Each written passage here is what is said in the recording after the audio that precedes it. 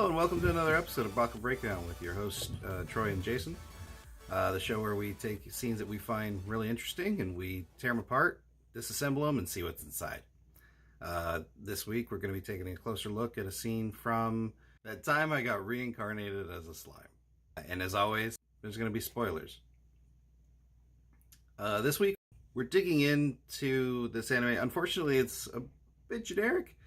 It's super entertaining. It's pretty fun, but this particular scene had some decent depth to it. So in this scene, Shizu is dying, and she's laying on her deathbed, and she wants to make sure that she is remembered because she is teleported from another world, just as our main character is. And so she asks if she can tell her story, and our main character obliges. With this particular scene, we get some deeper knowledge not only into her life but also into the world. So how do you think this affects the rest of the anime when it comes to the difference between the themes that we're trying to establish with our main character and what we learn about with Shizu on as far as an overarching theme with the relationship to the world, like the world building? When I watch this scene, for me, I get a bit of a callback to something that Rimuru said to Shizu earlier in the scene, and that is, or not in this scene, something that she said earlier in the episode. Rimuru had told her, I want to make this world a better place. And with this flashback, we see this emergence of a hero and the effect it had on Shizu, and then Shizu going on to become a hero herself, helping other people, and then even becoming a teacher and helping kids who have now gone into the world and made a difference. And I think it's really saying that, you can pay it forward, you can pass it on, that one person can make a difference, which is going to be a big deal to our slime, who, has already stated that's a goal of his. So I think it's a nice little passing the torch to him for a mission he was already wanting to undertake. That's interesting because that really plays into the scene where the fortune teller tells him, "This is your soulmate. This is who you're supposed to be with," and that their goals align. Even though we've got one character that's just good from the outset, and then we have another character that we can assume was good because she came as a child, but then turned bad guy, and then turned good guy again. I like how you described this passing the torch because it kind of shows that this world is a little more dangerous than what we've been presented so far. With that danger, what do you think they're like specifically in relation to like the Demon Lord? What do you think they're trying to tell the audience as far as what might be in store for Rimuru? Yeah, I think they are kind of hinting towards some of the dangers of this world, that it is not as nice as just finding goblins in the forest and they become your friends. That there are dangers, and even the mention Shizu has of her student who left, and we kind of get a menacing look and him walking away, that I think will come into play.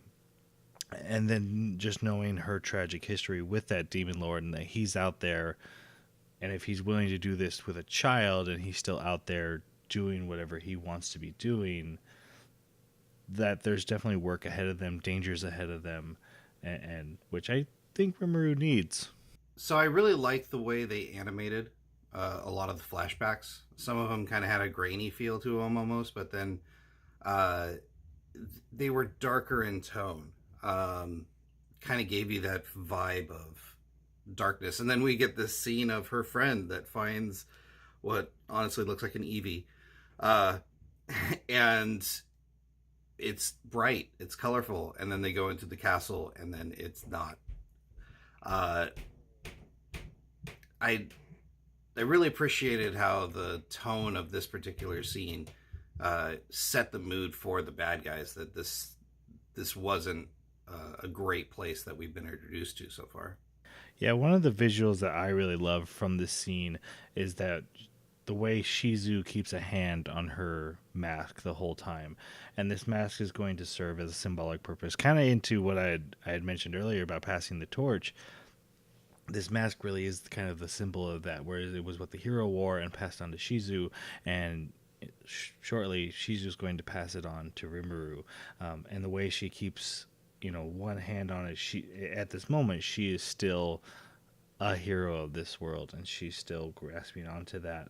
And by letting that go, that's really symbolic of the letting go that she's going to be doing. So we haven't seen the rest of the anime yet.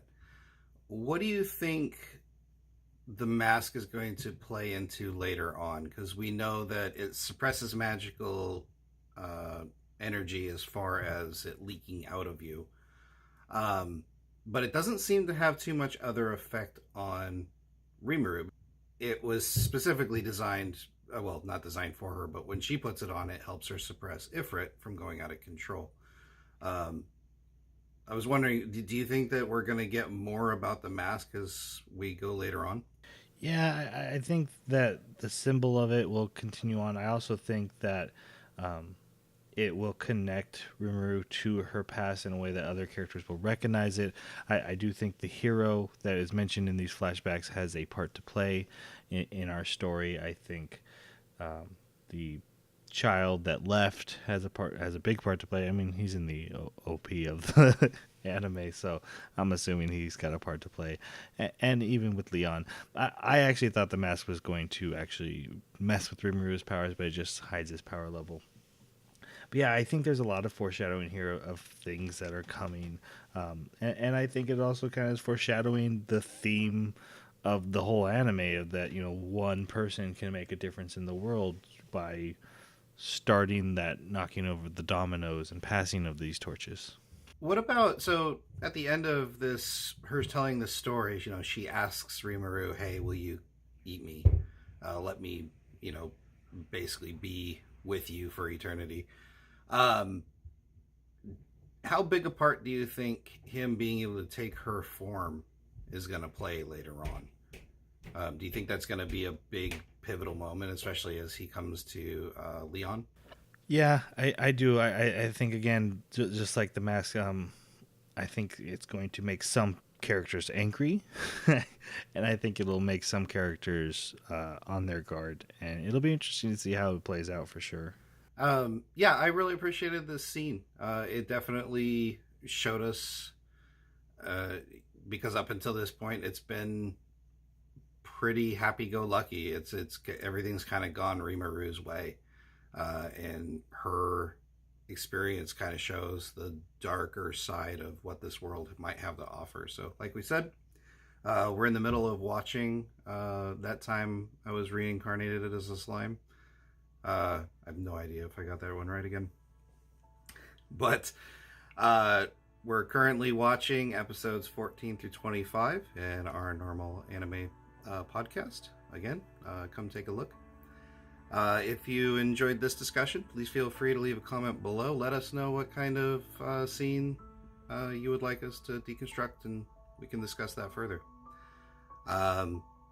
Also, if we earned your subscription, we'd love to have you, and give us a like if you like what you hear. Any other thoughts, Troy? Can't wait to see what this anime brings, and I hope it continues to bring scenes like this one, which I think is one of the better ones of the first half. Yes. With that, then let's say goodbye. Sayonara. Thanks for listening.